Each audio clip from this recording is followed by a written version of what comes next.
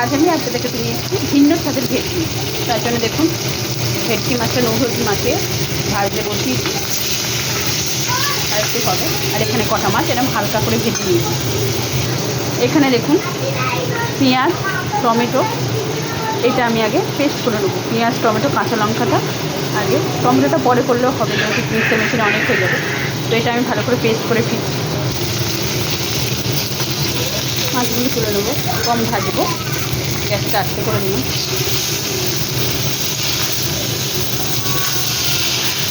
তুলে নিয়েছি মাছ, তুলে নিয়ে সামান্য একটু সর্ষের তেল দেবো।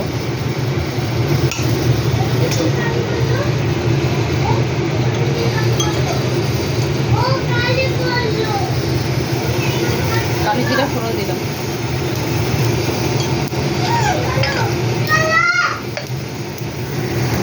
দেখুন পেঁয়াজটা বেটে রেখেছি, পেঁয়াজটার মধ্যে দিয়ে দেবো।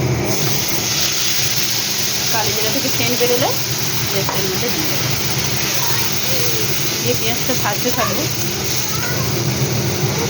এইদিকে দেখেছেন 1.5টা টমেটো নিয়েছি, আদা নিয়েছি, পুদিনা পাতা আর কিছুটা ধনে পাতা, এগুলো সব পেস্ট করব। তো পেস্ট, এটা ভালো করে পেস্ট করে ধুয়ে ভালো করে পেস্ট করে ফিরছি।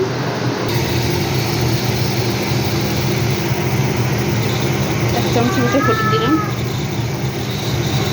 জিরা গুঁড়ো 1 চামচ, একটু জল দিলাম।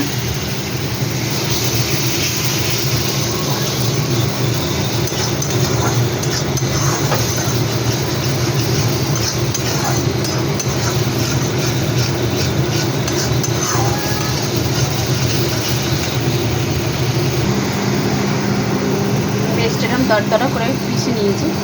দেখুন এবার এটা দিয়ে দেবো, নাড়াচাড়া করবো।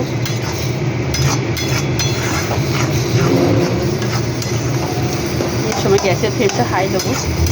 দেখুন টমেটোটা পুরোপুরি পেস্ট হয়নি, কষে একটু ফিরছি।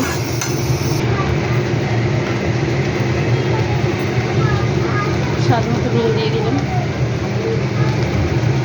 চিনি দিয়ে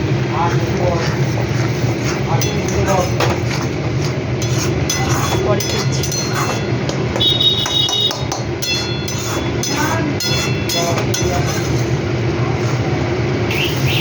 দেখুন আমার মশলাটা কষা হয়ে গেছে, এবার আমি জল দিয়ে দেবো।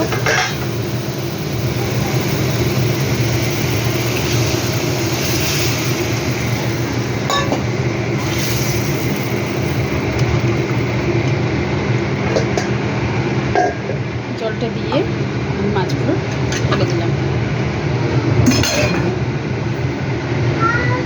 এবার আমি ঢাকা দিয়ে পরে ফিরছি।